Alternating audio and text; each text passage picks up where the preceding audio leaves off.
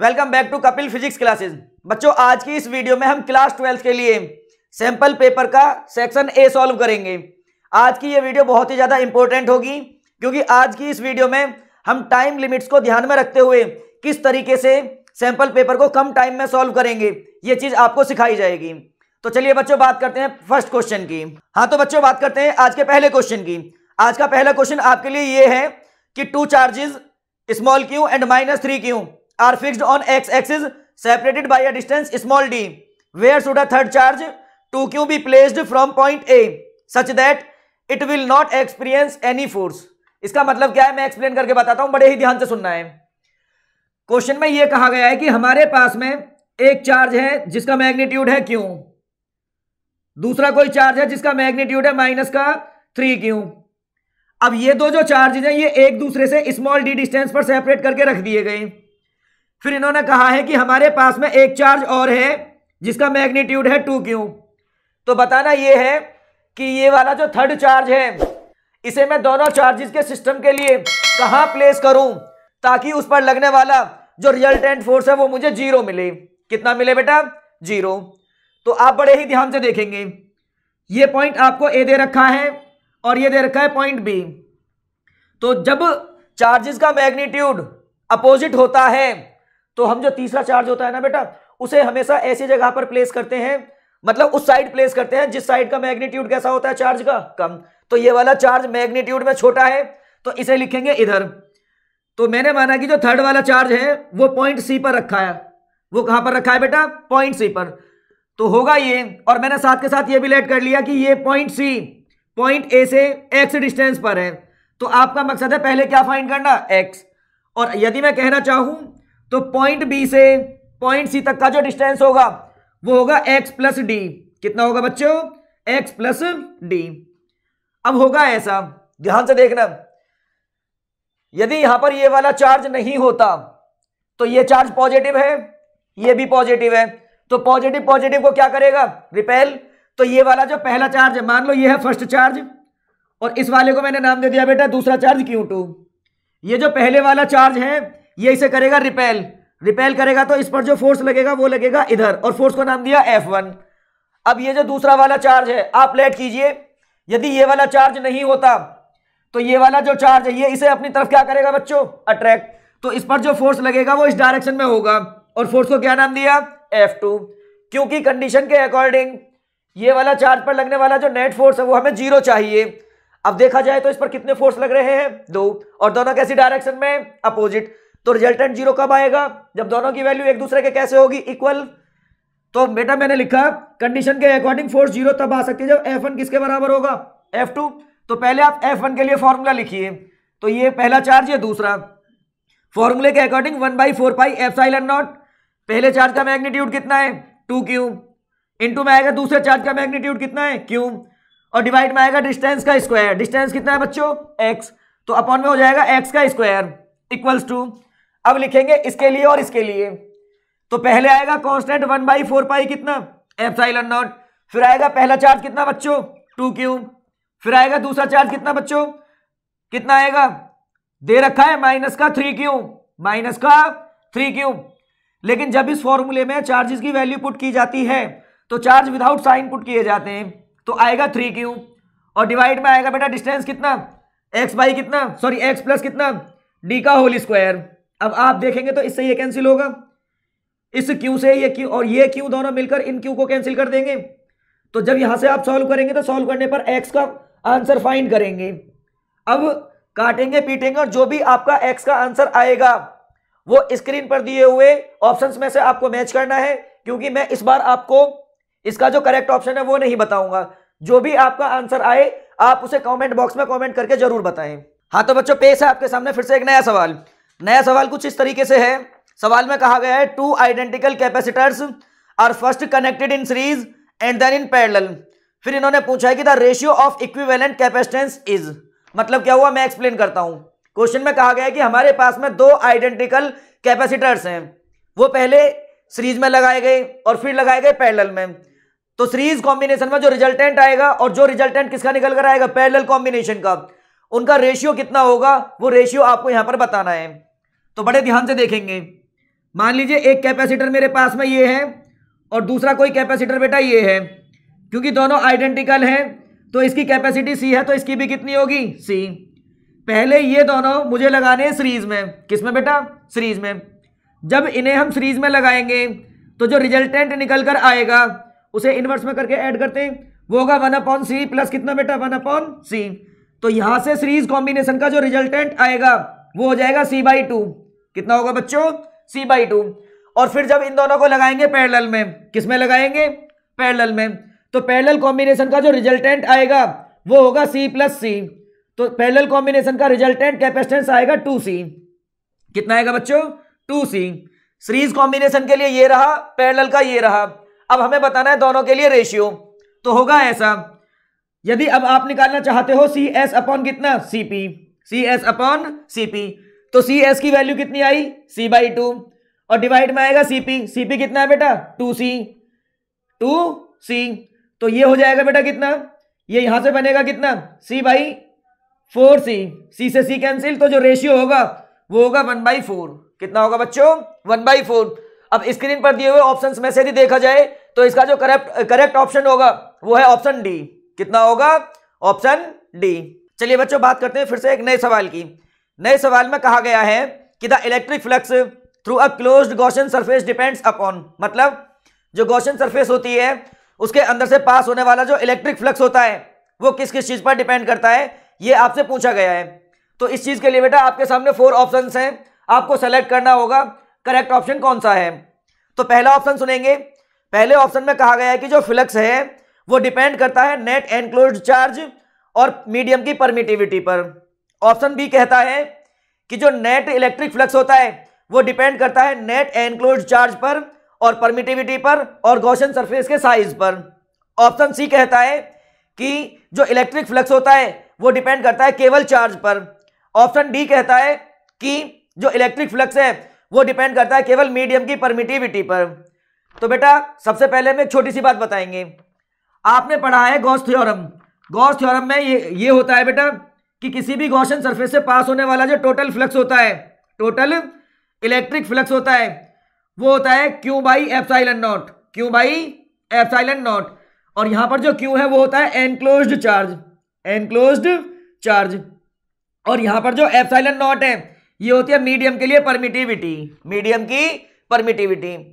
तो Gauss theorem के according जो इलेक्ट्रिक फ्लक्स होता है वो किन चीजों पर डिपेंड करेगा, एनक्लोज्ड चार्ज और परमिटिविटी ऑफ मीडियम, जो कि आपको ऑप्शन 1 में देखने को मिलेगी। तो इस क्वेश्चन के लिए जो करेक्ट ऑप्शन होगा वो होगा ऑप्शन ए। चलिए बच्चों बात करेंगे एक नए सवाल की। नया सवाल कुछ इस तरीके से है। सवाल में पूछा गया है pick out the statement which is incorrect. जो स्टेटमेंट इनकरेक्ट है वो आपको बेटा इन सभी में से सेलेक्ट करना है। तो ऑप्शन ए की बात करते हैं। ऑप्शन ए में कहा गया है कि जो इलेक्ट्रिक फील्ड लाइंस होती हैं वो फॉर्म करती हैं क्लोज लूप। तो बेटा ये बात आप सभी जानते हो कि इलेक्ट्रिक फील्ड लाइंस कभी क्लोज लूप फॉर्म नहीं करती। तो स्टेटमेंट ए तो इनकरेक्ट हो गया। बाकी ऑप्शंस को भी अब हम चेक करते हैं जरा। ऑप्शन बी में कहा गया है कि electric field lines never intersect. तो ये बात आप जानते हो कि जो इलेक्ट्रिक फील्ड लाइंस है वो कभी इंटरसेक्ट नहीं करती। तो ऑप्शन बी करेक्ट है। बात करेंगे ऑप्शन सी के लिए। ऑप्शन सी में कहा गया है कि यदि हम इलेक्ट्रिक फील्ड लाइन पर कोई एक टेंजेंट ड्रॉ कर दें तो हमें इलेक्ट्रिक फील्ड इंटेंसिटी की डायरेक्शन मिलती है। तो ये बात भी आप जानते हो, ये स्टेटमेंट भी करेक्ट है। फिर ऑप्शन डी में कहा गया है कि जो नेगेटिव टेस्ट चार्ज होता है वो इलेक्ट्रिक फील्ड के अपोजिट डायरेक्शन में फोर्स एक्सपीरियंस करता है। तो ये बात भी करेक्ट है, क्योंकि जो नेगेटिव चार्ज होता है वो बेटा इलेक्ट्रिक फील्ड के अपोजिट डायरेक्शन में फोर्स एक्सपीरियंस करता है। तो इसमें से जो ऑप्शन इनकरेक्ट है वो है बेटा ए। कौन सा है, ए। चलिए बच्चों बात करेंगे एक नए सवाल की।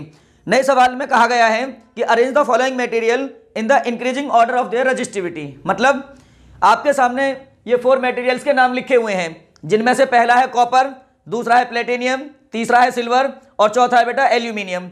अब आपको ये सभी मटेरियल्स इनकी रेजिस्टिविटी के इंक्रीजिंग ऑर्डर में अरेंज करने हैं। तो मैं बता दूं इनमें से सबसे कम जो रेजिस्टिविटी होती है वो होती है बेटा सिल्वर की। किसकी, सिल्वर की। उससे ज़्यादा जो रेजिस्टिविटी होती है वो होती है कॉपर की। और कॉपर के बाद में होती है बेटा सबसे ज़्यादा रेजिस्टिविटी किसकी, एल्यूमिनियम की। और उससे भी ज़्यादा जो रेजिस्टिविटी होगी वो होती है बेटा फिर लास्ट में एल्यूमिनियम की। तो ऑप्शन जो होगा इसका वो होगा बेटा करेक्ट ऑप्शन बी। चलिए फिर से बात करेंगे एक नए सवाल की। इस बार नए सवाल में कहा गया है कि which of the following is a correct statement. आपके सामने बेटा ये 4 स्टेटमेंट लिखे हुए हैं। अब इनमें से कौन सा स्टेटमेंट करेक्ट है, वो करेक्ट स्टेटमेंट आपको बताना है। पहले स्टेटमेंट में लिखा गया है कि जो कंडक्टर होता है उसके अंदर जो हीट प्रोड्यूस्ड होती है वो करंट के इंडिपेंडेंट होती है।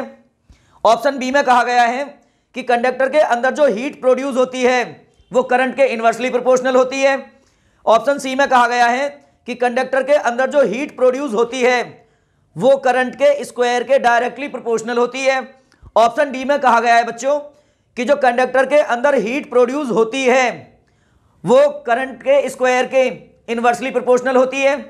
तो बेटा देखिए ध्यान से, पहले इधर आपने एक लॉ पढ़ा होगा, जूल्स लॉ ऑफ हीटिंग। आपने पढ़ा है बेटा कि मान लो हमारे पास में एक रजिस्टर है जिसका रेजिस्टेंस कितना है R।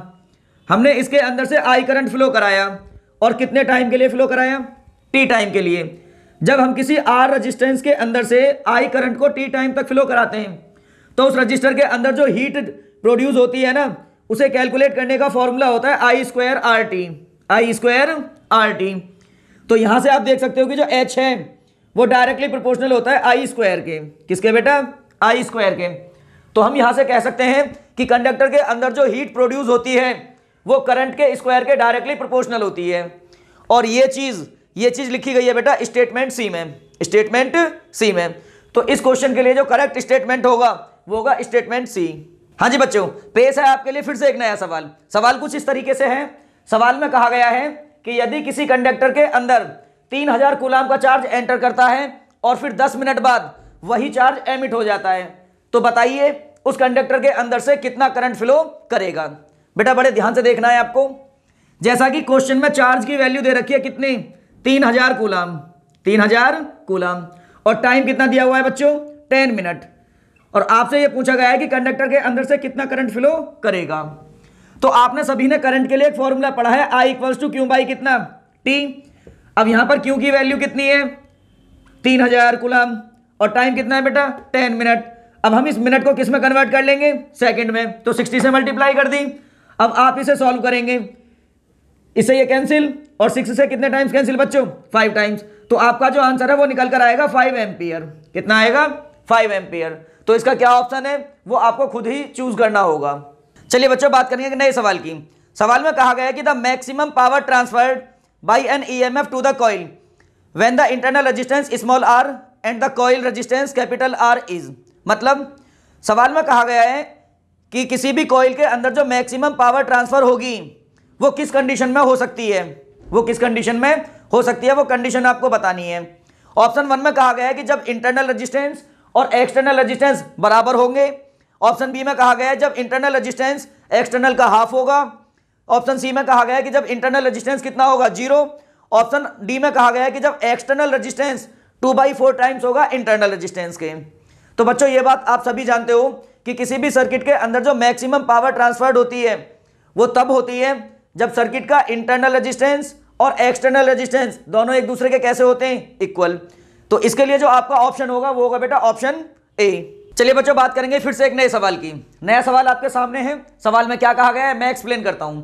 सवाल में कहा गया है कि जो सर्किट आपको दिखाई दे रहा है ना, इस सर्किट के अंदर यदि हम इस स्विच को क्लोज करें और लगाए गए इंडक्टर के अंदर एक सॉफ्ट आयरन कोर इंसर्ट कर दें, तो बताइए ये जो सर्किट में लगाया हुआ बल्ब है इसकी ब्राइटनेस पर क्या फर्क पड़ेगा। तो बच्चों होता ऐसा है, जब यहां पर हम इस कॉइल के अंदर सॉफ्ट आयरन कोर को इंसर्ट करेंगे तो उसके अंदर बेटा एक एडी करंट जनरेट होंगी, और वो जो एडी करंट जनरेट होंगी वो ये जो मेन करंट का फ्लो हो रहा है उसका करेंगी अपोज, जिसकी वजह से सर्किट के अंदर से फ्लो होने वाली जो मेन करंट है वो थोड़ी सी क्या हो जाएगी, डिक्रीज। और जब करंट डिक्रीज हो जाएगी तो बल्ब की जो ब्राइटनेस है वो थोड़ी डिम हो जाएगी, वो थोड़ी क्या हो जाएगी, डिम। तो इसका करेक्ट ऑप्शन क्या होगा वो आपको खुद सेलेक्ट करना है बच्चों। चलिए बच्चों बात करेंगे एक नए सवाल की। सवाल में कहा गया है कि if a change in current of 0.01 ampere in one coil produces a change in magnetic flux of 2 × 10⁻⁻2 weber in another coil then the mutual inductance between the coil is. मतलब क्या हुआ बेटा, बड़े ध्यान से आपको सुनना है। सवाल में कहा गया है कि हमारे पास में कॉइल है जिसके अंदर से हमने 0.01 एम्पियर का करंट फ्लो कराया, तो उसके नजदीक में रखी हुई जो कॉइल है उसके अंदर 2 इंटू 10⁻⁻² वेबर इतना फ्लक्स जनरेट होता है, तो बताओ उन दोनों कॉइल्स के बीच में म्यूचुअल इंडक्टेंस की वैल्यू कितनी होगी। बड़े ध्यान से सुनना है बेटा। देखिए होता ऐसा है, क्वेश्चन में कहा गया है कि जो करंट है वो है आपके पास में 0.01 एम्पियर। अब दूसरे वाली कॉइल में जो फ्लक्स चेंज हुआ है वो मान लीजिए कितना है φ2, और उसकी वैल्यू दे रखी है बेटा 2 इंटू 10⁻⁻² वेबर। अब पहली कॉइल का जो करंट है उसे हम लिखेंगे बेटा I1, क्योंकि फ्लक्स दूसरी कॉइल में जनरेट हुआ तो मैंने नाम दिया φ2, और आपको फाइंड करना है म्यूचुअल इंडक्टेंस M। तो बच्चों आपने एक फॉर्मूला पढ़ा होगा कि जो φ2 होता है, सेकंड कॉइल का जो फ्लक्स होता है वो MI1 के बराबर होता है। अब इस फॉर्मूले से करना आपको ये है कि जो M होगा वो φ2 बाई कितना होगा I, φ2 बाई कितना होगा I। φ2 दे कितना रखा है बच्चों, वो दे रखा है 2 इंटू 10⁻², और I की वैल्यू कितनी दे रखी है, वो है बच्चों 0.01। अब आप इसे सॉल्व करेंगे और सॉल्व करके जो भी आपका फाइनल आंसर आएगा उसके अकॉर्डिंग आप मैच करेंगे कि ऑप्शन कौन सा होगा, ऑप्शन कौन सा होगा। और मैं आपको यह भी बता दूं इसका जो करेक्ट ऑप्शन है वो सी होगा।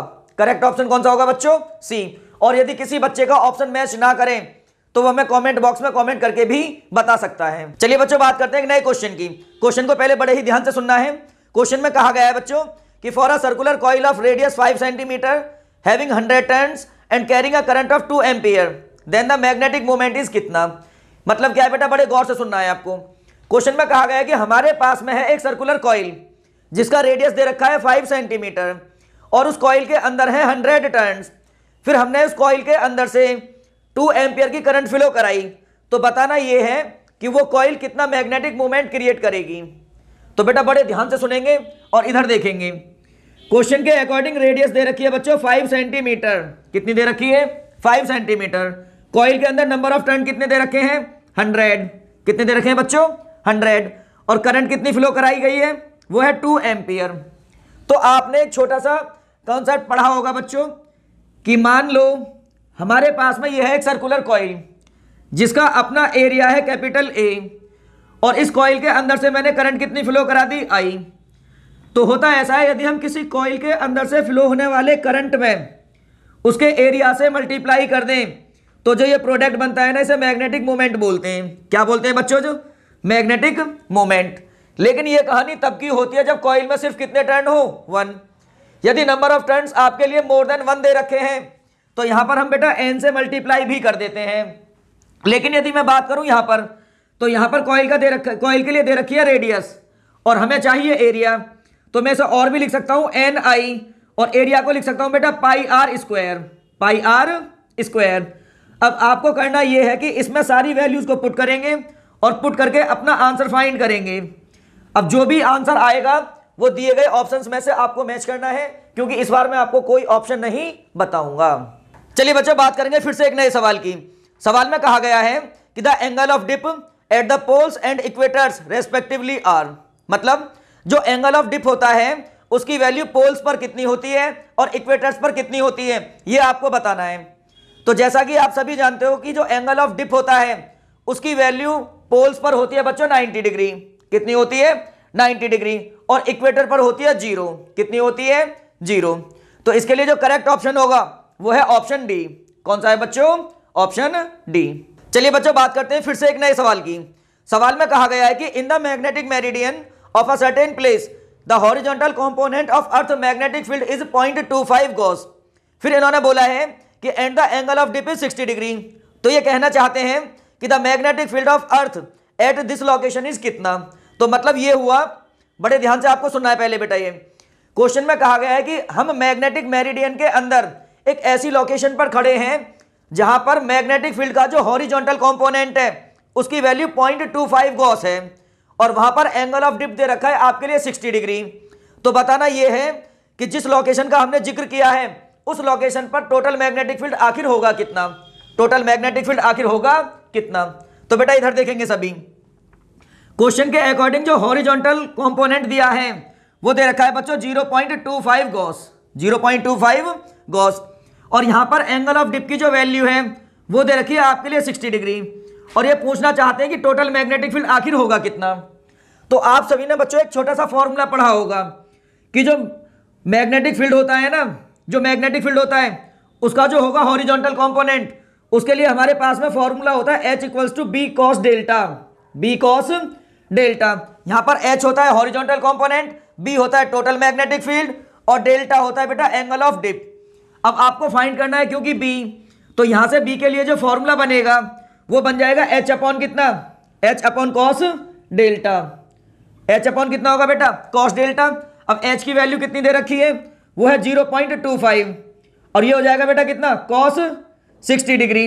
अब आप इसे सॉल्व करेंगे और सॉल्व करके आपको आंसर फाइंड करना है और जो भी आंसर आए दिए हुए ऑप्शंस में से मैच करेंगे।